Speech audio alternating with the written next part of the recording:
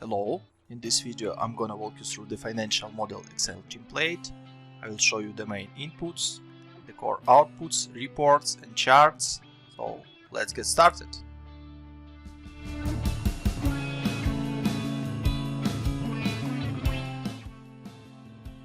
On the dashboard tab you may see the core inputs and core charts and financials which are based on these assumptions. So let's start from launch date. Let's pretend that your business will start from the March 20. Then you can set up ramp-up months, which means that there is some adoption rate curve for your business.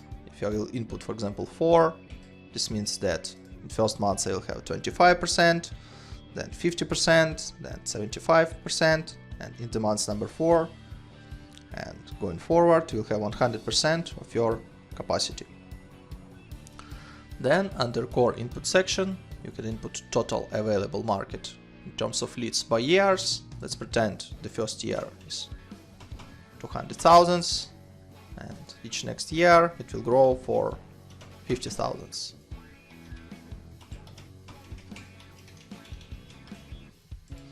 Then you can input your target market share. For example, it's 20% and it will grow for 2% each year. So your target market leads is a multiplication of total available market and target market share, which is 20,000 multiplied by 20%, which is 40,000. Then you may see the traffic by leads, which impacted by your launch date and your ramp up. For example, if you will start from January and ramp up months is 1 month, so your traffic by years is exact your target market. Below you may see the assumptions related to the customers and purchases, which is conversion rate leads to new customers.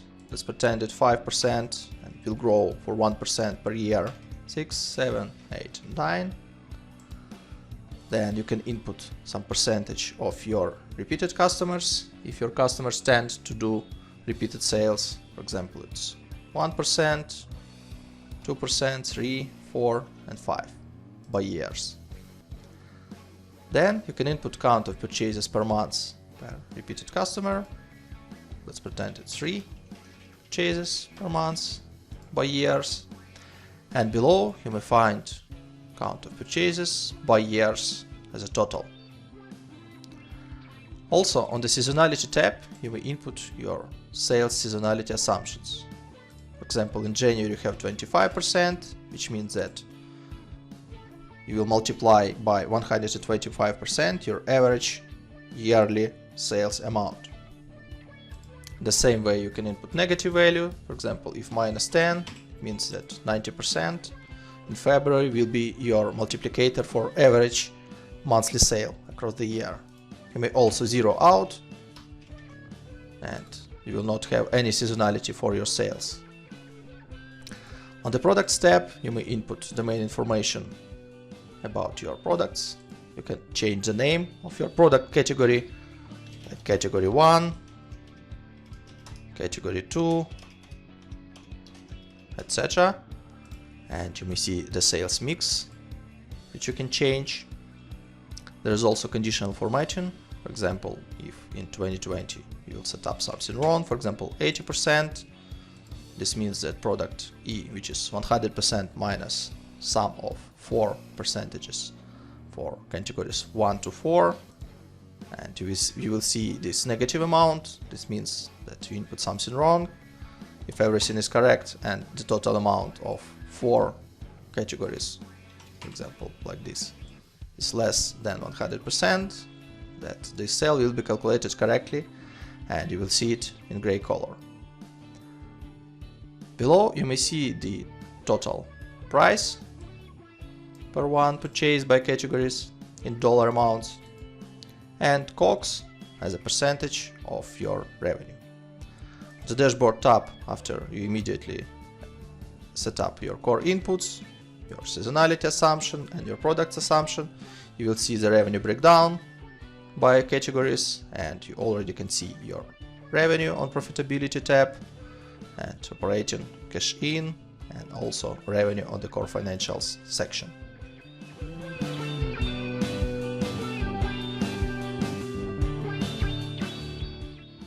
The first part of reporting section consists of income statement, cash flow, balance sheet, and the summary tab. Let's start from income statement.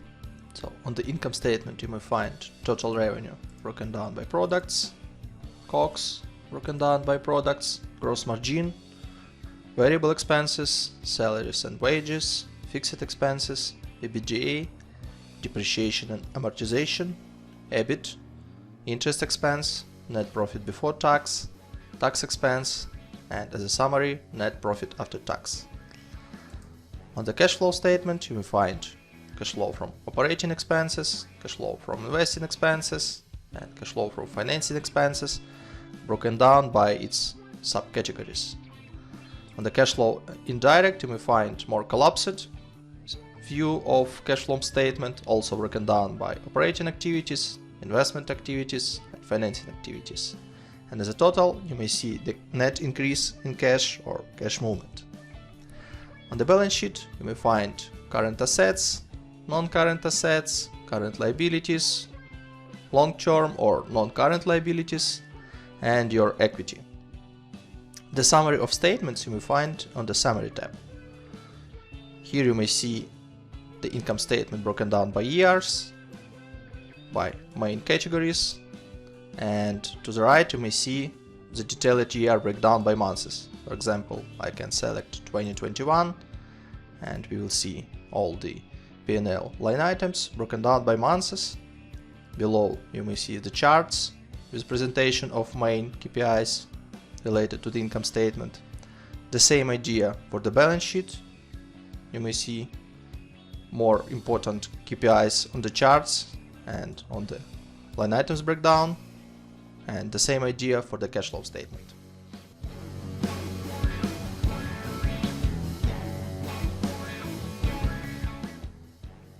On the top of Financial Charts tab, you may see the revenue breakdown, broken down by products, and this information is presented for the 2 years by months and for the 5 years by months.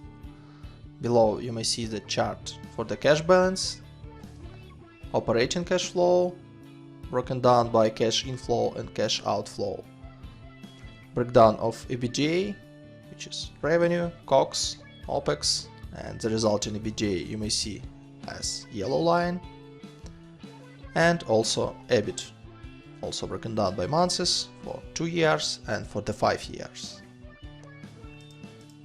On the operational charts you may see the sales mix, which is count of sold units by products, and productivity charts, which is average revenue per day and average OPEX per day, broken down by 2 years and 5 years by months. Also, here you may see the workforce productivity, which is revenue per employee and OPEX per employee.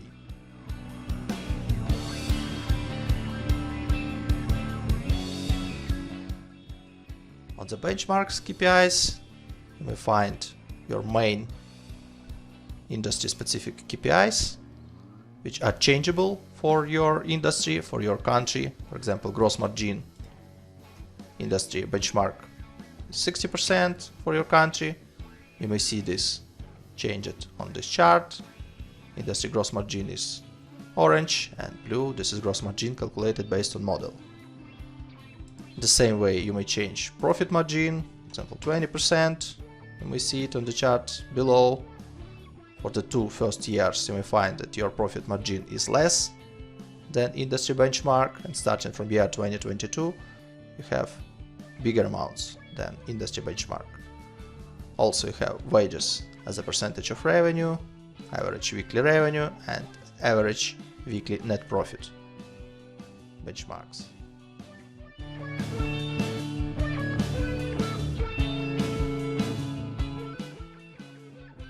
On the top revenue tab, you may see the breakdown of your revenue by products and also by years, with absolute values and percentage breakdown. The same information you may see on the charts below. Here you may see the percentage breakdown and absolute values breakdown. Below you may see the revenue depth and monthly run rate chart. You can select the year, and based on this year you will see the information of revenue by products as absolute values and percentage revenue breakdown on the pie chart. On the revenue bridge you may find the main revenue drivers of growth. You may select the first year and you may select the last year, and between these years you will see the waterfall chart, and you may see which are the main drivers of your revenue growth, which specific products grows faster and which specific products grows slower.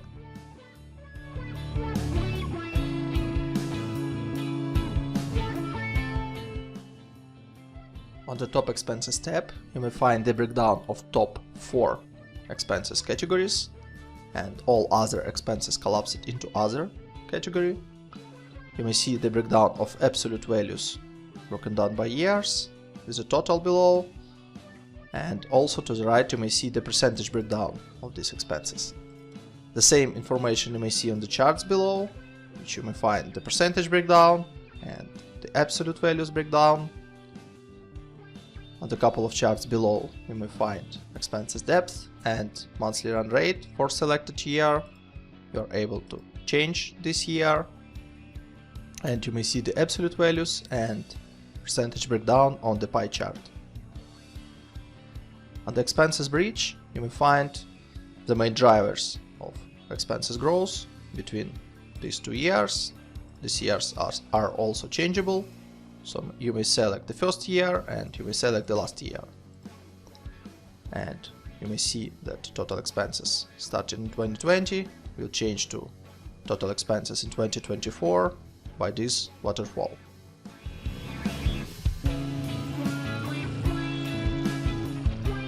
On the break-even tab you may find the calculation of revenue break-even level and break-even chart. For this particular use case, you may find that your revenue break-even level is less than actual revenue calculation. This means that company is profitable.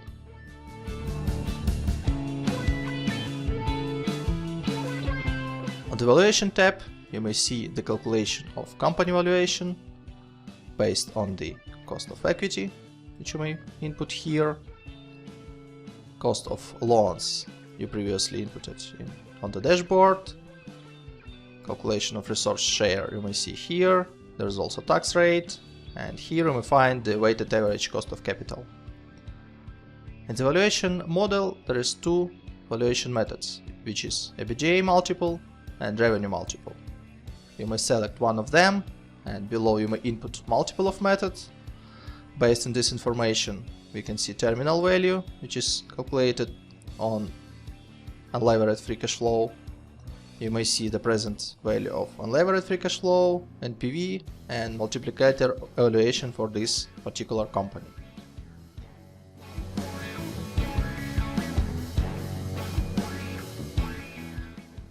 The color coding in the model is very simple. You may change any yellow cell in any yellow sheet within the model. This means that this yellow cell has some input, assumption or driver which impacts the calculation within the model.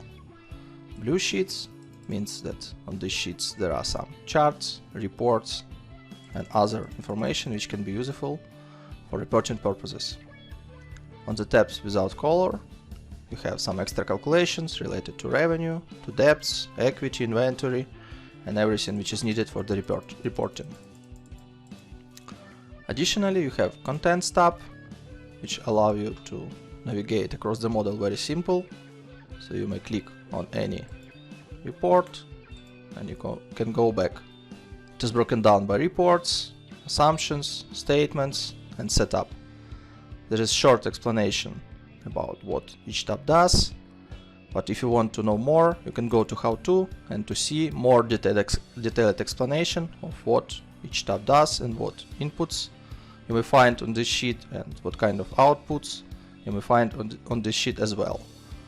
Any header of this section is also clickable, so you may click on, for example, Book Assets and you go directly to this tab.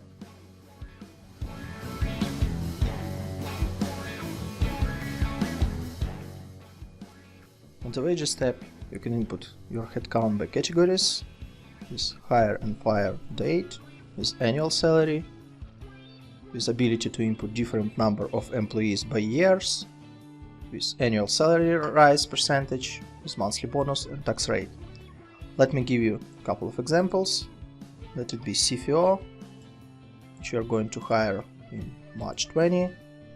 You're not going to fire him, so the fire date will be December 24. So annual salary can be $50,000, and this will be one CFO over the time.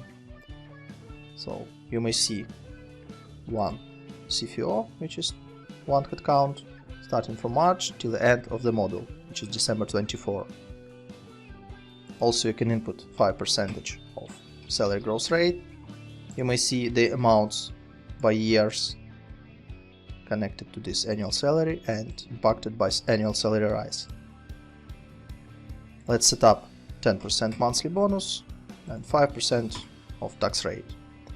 So you may see below the calculation of salary broken down by months, monthly bonus, which is 10%, and 5% of monthly taxes related to the payroll.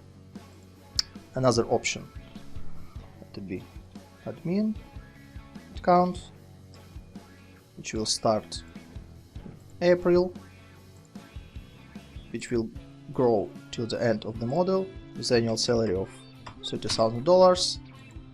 Let it be in year number 1, 2, then 4, 6, 8, and 10 headcounts.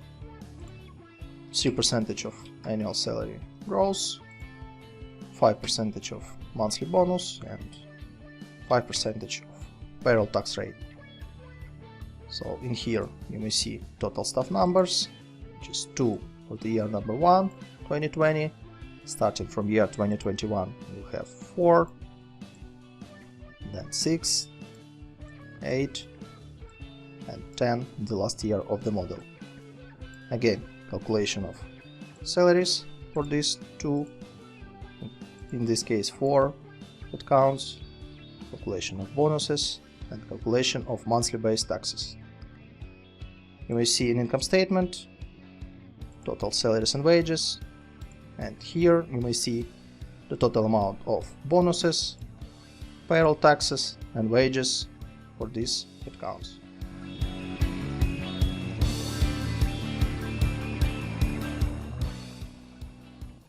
On the Fixed Expenses tab, you may input up to 15 line items for your fixed expenses. Let me show you how it works. For example, you have utilities. You will start pay starting from March 20 till the end of the model, which is December 24. You may see it here. Let's pretend periodicity will be daily with amount of $50 per day. So you may see these amounts in here. It is calculated based on count of days within this month. So obviously in March 20 you have 31 days. That's why you will have 1550. In April you have 30 days. This means this will be $1500. Also, you have ability to input some growth rate year over year. Once you input this growth rate, you will see that your utilities will grow year over year. Let me give you a couple of other expenses types. For example, advertising. Let it start in March and finish in August 24. This will be on weekly basis with amount of $100 without any growth. So starting from March till August 24, you have $400 per month, which is 4 weekly payments each month. And that's it. Another option is bi-weekly. For example, $500. You can start from July, for example, and you'll have 2 payments, which is 2 bi-weekly payments within the month. $500 multiplied by 2, you have $1,000 per month. Again, you can input some growth rate and you will see that your advertising expenses will grow year over year till the August 24, which is the last date of this expense type. Another option, office setup, which can be one-time payment, which will happen in February 20 with amount of $5,000. Obviously you should not input any gross rates because this is just one-time fee, and you may see that office setup will happen in February 20 with this amount. Another option, insurance, let it be start from January 20 till the end of the model, and it can happen monthly with $1,000 per month, with 5% of gross first year, 3% of gross second year, 2% of gross third, and 1% year number 4. So you may see this calculation here. Starting from January 21, it will grow for 5%, which is $50. And starting from January 22, it will grow for 3%, which is additionally $32. Another option, quarterly. You may see that insurance will be paid $1,000 each quarter. You can start it, for example, from February, and this will be shifted to 1 month forward. Another option, semi-annually. In this case, you will have insurance payments once per half a year, again with a percentage of gross. And the last option is annual payments or yearly payments. You'll pay one time per 12 months, starting from February till December 24. For each expense type, you can use gross rate, and the calculation you may see in here. Also, in income statement, you may find total fixed expenses group. If you will ungroup this section, you can see these amounts broken down by months and by fixed expenses line items.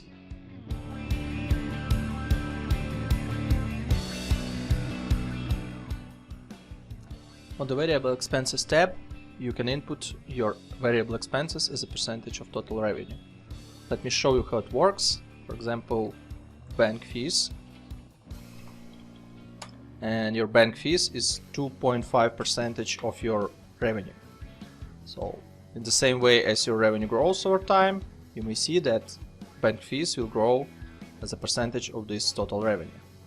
The same way you can input other variable expenses, like for example 5% direct labor, like 15% of total revenue, and below you may see the calculation of these variable expenses by months.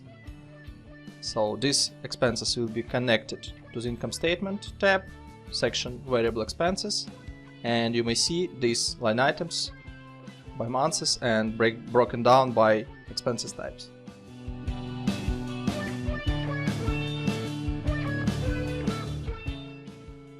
On the CAPEX tab, you may input up to 20 development expenses categories. Let me give you a couple of examples. So for example, office development with purchase date of February 20 with spending of $10,000. And you also can input payment delay. What does it mean? Let me set up 2 months, for example. It means that this amount will be accrued in February because of purchase date is February, but paid development expenses will be in April 20 for this office development. And you will have some balance of CAPEX accounts payable for 2 months. Let me give you another example. Other development expenses. Let's say March 20, $5,000 with 0 payment delay. This means that this amount is accrued in March and paid in March as well. The total amount of development expenses you may find in Assets tab. By default, it has useful time for 5 years. For the calculation of depreciation, you may find calculation of depreciation for development expenses in here. Here you may also find capital expenditure and closing net book value. Additionally, you have up to 6 placeholders for other assets. For example, other assets with useful time of 10 years with cost of $25,000 and with launch date in April. You may find it in here. You can see capital expenditure. You may see book depreciation by months for these amounts, and you may see closing net book value. The total amount of depreciation you may find in income statement. On the cash flow, you may find cash flow from investing activities for these assets, and on the balance sheet you may find fixed assets amount under non-current assets and CAPEX prepayment and CAPEX payables as well.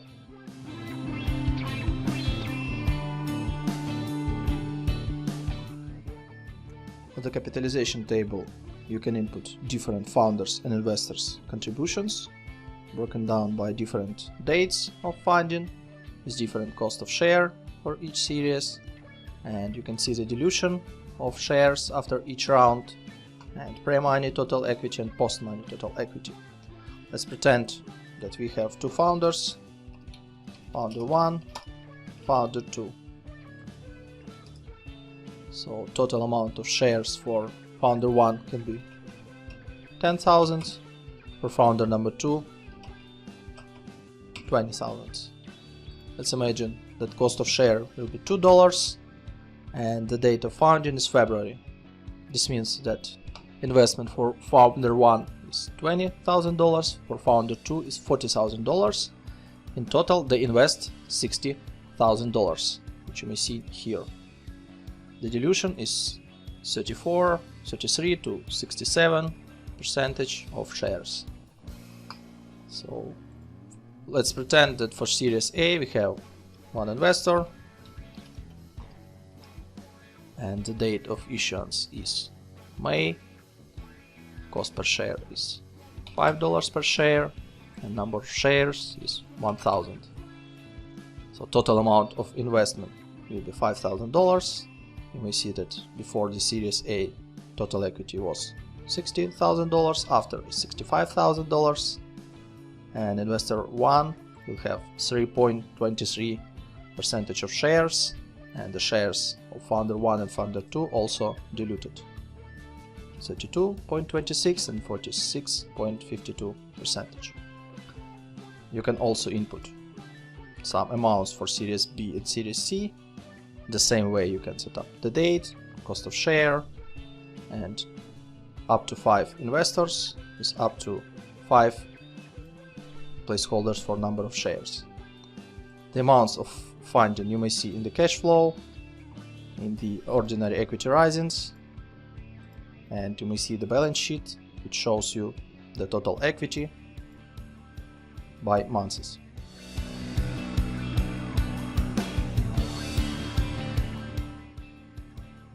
Also on the top of the dashboard you have debt assumptions. Let me show you how it works. So for each debt you are able to select the debt type.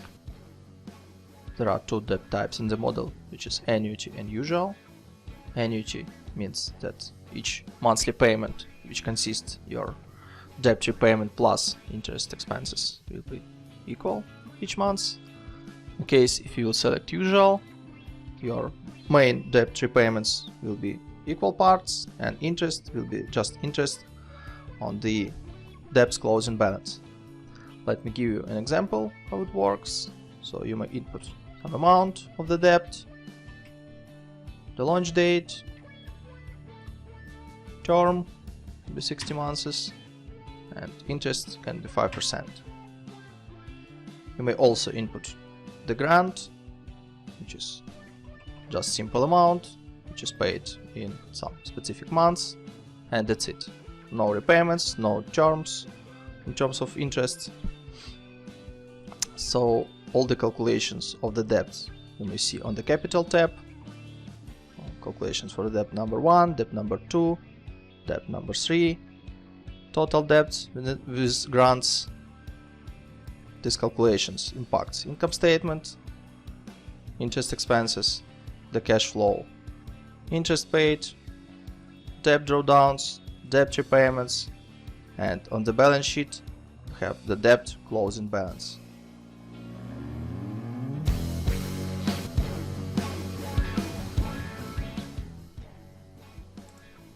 On the top of the dashboard you have currency, denomination and taxes setup. So currency inputs means that you can input all your drivers for the model using one currency. You have currency outputs. It can be the same as currency inputs and it can be different from currency inputs. So let me give an example. When you input in United States dollars, you have euro as an output, and for this case you can set up currency exchange rate. This is 1.2 for example. In this case you will have in the model all your inputs in United States dollars, all your outputs in euros, and there will be conversion rate between currency inputs and currency outputs. Additionally, you have denomination, which means that you can denominate all your outputs on the reports. In this example, you have denomination is 1000, means that your outputs is denominated by 1000. You can select millions. You may see that now it is in $1 million. You can set also billions or without any denomination. Additionally, you have corporate tax setup. You can change this number and this will impact tax expenses in your income statement. I hope you enjoyed my video. Thanks for reviewing this. You can find more on my website finmodelslab.com, and we'll see you later in the next videos.